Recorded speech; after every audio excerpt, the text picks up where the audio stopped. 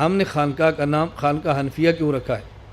آپ اس کو بہت اچھی طرح سمجھ لیں، آپ سمجھیں، اگر کوئی آپ سے پوچھے تو آپ اس کے سمجھائیں۔ دیکھیے اس کی بنیادی وجہ یہ ہے،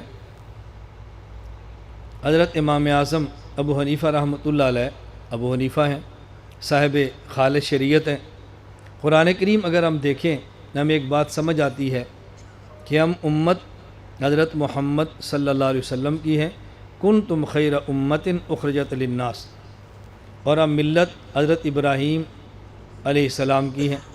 ولیکن کان حنیفا مسلمہ وما کان من المشرکین، یہودی بھی نہیں تھے، عیسائی بھی نہیں تھے، مشرک بھی نہیں تھے، بلکہ حنیف تھے اور مسلم تھے۔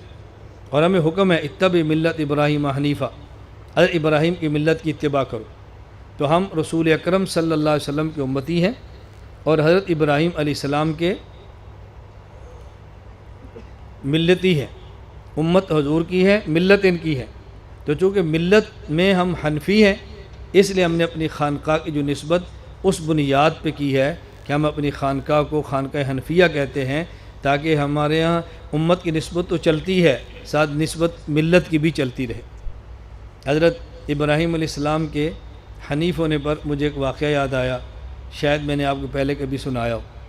یہاں سرگودا شہر ایک بلاک میں میرا بیان تھا، بیان سے فارغ ہوا تو ایک ہمارے بزرگ تھے، اپنا بچہ لائے، اس کی عمر میرا اندازہ شاید 13 یا 14 سال ہوگی، کسی قدر معذور ہے وہ۔ تو سلام دعا ہی تو مجھے انہوں نے کہا یہ ہمارا بچہ آپ کے بیانات بہت شوق سے سنتا ہے اور کوئی گفتگو کرے تو یہ جواب بھی دیتا ہے، حالانکہ وہ نسبتاً معذور ہے اور گفتگو بھی وہ اچھی طرح نہیں کر سکتا۔ تو بیانات سننے کی وجہ سے اب کوئی سوال کرے تو جواب بھی دیتا ہے۔ تو انہوں نے ایک مجھے عجیب اس کا واقعہ سنایا، کہتے ہیں اس کو ایک لڑکا ملا جو غیر مقلد تھا۔ اب یہ لڑکا ہمارا اس سے کہتا ہے تم کہتے ہو کہ ہم سچے ہیں، میں کہتا ہوں کہ ہم سچے ہیں، سچا کون ہے اس کا فیصلہ قرآن کریم سے کرا لیتے ہیں۔ اس نے کہا قرآن کریم میں ہے اتبع ملت ابراہیم حنیفہ، حضرت ابراہیم کی ملت کی اتباع کرو، اور قرآن کریم میں واتخذوا من مقام ابراہیم مصلی، کہ جب تم طواف سے فارغ ہو ابراہیم علیہ السلام کے جو پاؤں کے نشانات ہیں مقام ابراہیم، وہاں کھڑے ہو کے نماز بھی پڑھو۔ اچھا، اس نے جو بات کی تھی میں نے بیان القرآن میں دیکھا، حکیم الامت حضرت تھانوی نے شاید کتاب لکھا ہے اصل یہ ہے کہ جب آدمی 2 رکعت پڑھے تو دونوں پاؤں وہاں رکھے جہاں ابراہیم علیہ السلام کے پاؤں میں، اصل یہ ہے، چونکہ رش ہے وہاں رکھ نہیں سکتے، اب اس کو بند کر دیا کہ ہر بندے کے بس میں نہیں ہے، لہٰذا اس پتھر کے قریب پڑھیں جہاں ان کے نشانات ہیں، نہیں ہے تو اور قریب پڑھیں، اور قریب، جتنا قریب ہو سکتا، اصل یہ ہے کہ اس کے اوپر۔ خیر وہ لڑکا کہنے لگا قرآن کریم میں ہے کہ مقام ابراہیم کے پاس نماز پڑھو۔ اب ہم نے نماز پڑھی مقام ابراہیم کے پاس، مقام ابراہیم ایک پتھر ہے، اس میں ابراہیم علیہ السلام کے 2 پاؤں کے نشان ہیں، اگر ہم اس مقام ابراہیم کے اوپر نماز پڑھیں اور ان کے پاؤں کے نشانات پر اپنے پاؤں رکھیں تو پھر دیکھنا جو نماز تم پڑھتے ہو وہ فاصلہ بنتا ہے یا جو ہم پڑھتے ہیں وہ فاصلہ بنتا ہے۔ اگر فاصلہ تمہارے والا ہے تو تم سچے ہو، اگر ہمارے والا ہے تو ہم سچے ہیں۔ اب یہ دلیل کبھی میرے ذہن میں بھی نہیں آئی، لیکن وہ بیانات سنتا رہا، جوابات دیتا رہا، اب ایک نیا سوال آیا، اللہ نے اس کا نیا جواب اسے دلا دیا۔ میں ملیشیا ایک سفر پہ تھا تو عقائد پر بیان تھا، اس میں ایک عالم جو عقائد پڑھاتے ہیں، ان کا خاص ذوق ہے سوالات کا، ان نے کچھ سوالات مجھ سے کیے، مثلا یہی جو ہمارا خانقاہی سلسلہ اس کے بارے میں مجھ سے انہوں نے ایک سوال یہ کیا کہ آپ لوگ جب خانقاہ میں ذکر کراتے ہیں تو آپ کہتے ہیں تھوڑی سی ضرب مارو، لا الہ الا اللہ، ضرب لگا، یہ کہاں سے ثابت ہے ضرب لگانا؟ میں نے ان سے کہا کہ دیکھیں یہ تو حدیث پاک میں ہے کہ انسان کے جسم میں ایک ٹکڑا ہے، وہ ٹھیک ہو جائے تو پورا جسم ٹھیک ہے، وہ فاسد ہو جائے پورا جسم خراب ہو جاتا ہے۔ آپ صلی اللہ علیہ وسلم ارشاد فرمائے الا وہی القلب، وہ دل ہے۔ میں نے کیسے معلوم ہوتا ہے کہ جسم بھی خراب ہوتا ہے دل بھی خراب ہوتا ہے؟ جسم خراب ہو تو اس کو ضرب مارتے ہیں، چھانٹا مار دیا، کوڑے مار دیے، تھپڑ مار دیا، ڈانٹ دیا، اور جب دل خراب ہو تو اس کو کیا ماریں؟ تو ہمارے مشائخ نے فرمایا کہ اس کو چھانٹا مارے تو مر جائے گا، کوڑا مارے بندہ قتل ہو جائے گا، اب اس کو ڈانٹنا ہی ہے نا، اب دل کو ڈانٹے کیسے؟ تو دل کی ڈانٹ یہ ہے اللہ اللہ اللہ، دل کو ڈانٹ پڑتی ہے، دل ٹھیک ہو جاتا ہے، متوجہ ہو جاتا ہے۔ پھر مجھے جب میں اس نے سوال کیا تو مجھے کہنے لگا یہ جو آپ نے بتایا رسول اکرم صلی اللہ علیہ وسلم صحابہ کرام کو نہیں بتاتے تھے کہ تم اللہ ایسے کہو، الا اللہ ایسے کہو، آپ نہیں سناتے تھے، اور آپ کہتے ہیں مریدین کو ایسے اللہ کو۔ اگر یہ طرز ٹھیک ہوتا تو رسول اکرم صلی اللہ علیہ وسلم اپنے صحابہ شاگردوں کو بتاتے۔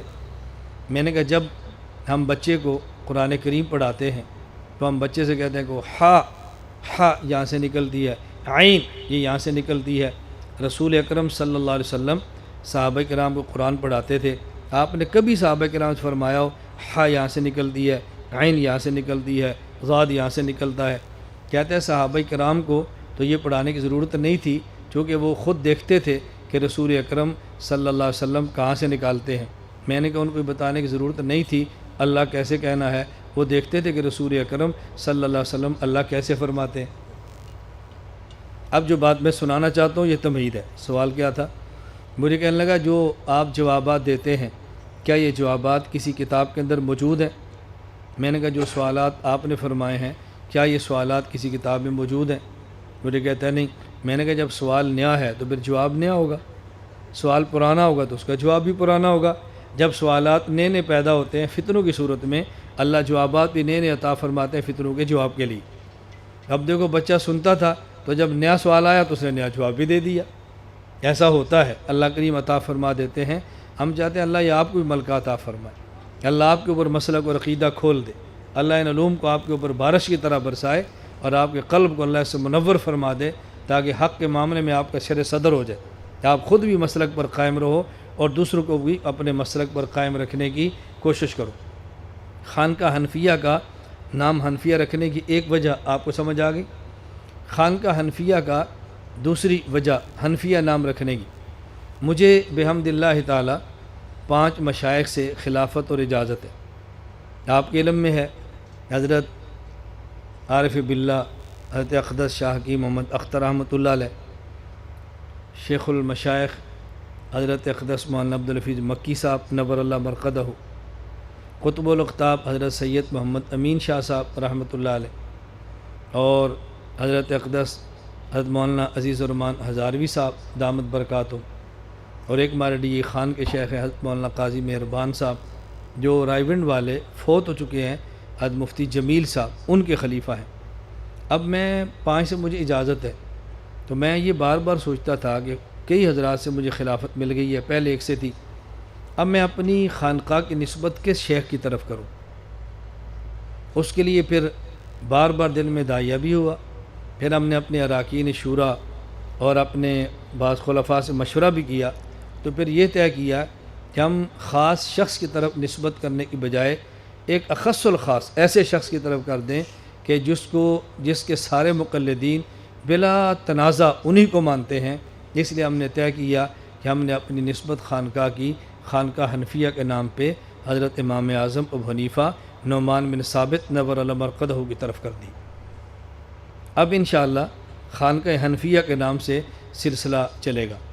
بعض جگہیں ایسی ہیں جہاں کچھ دقت ہے، مثلا ملیشیا میں ہماری خانقاہ ہے، ہمارے وہاں کے مولانا طاہر صاحب تشریف لے آئے ہیں، اب وہاں ہم نے خانقاہ کا نام خانقاہ چشتیہ رکھا ہے۔ کیوں؟ ہم حنفی ہیں، وہ شافعی ہیں، وہ ہمارے بھائی ہیں، ہم ان کے بھائی ہیں، چچا زاد ہیں آپس میں، وہ ہمارے چچا کے بیٹے ہیں، ہم ان کے تائی کے بیٹے ہیں۔ اب وہاں خانقاہ حنفیہ رکھ کے ان پر مسلط کرنا اپنی رائے کو یہ مناسب نہیں، اس لیے ہم نے وہاں خانقاہ کا نام خانقاہ چشتیہ رکھ دیا ہے۔ اس طرح کا اگر کوئی ایسا عذر ہو تو خانقاہ کے نام کو بدلا جا سکتا ہے، ویسے یہ نام چلیں گے اور خانقاہ حنفیہ کے نام سے چلیں گے۔ اللہ ہم سب کو اپنی اصلاح کی توفیق عطا فرمائے۔ لا الہ الا اللہ، لا الہ الا اللہ، لا الہ الا اللہ، ما لنا رب سوا، لا الہ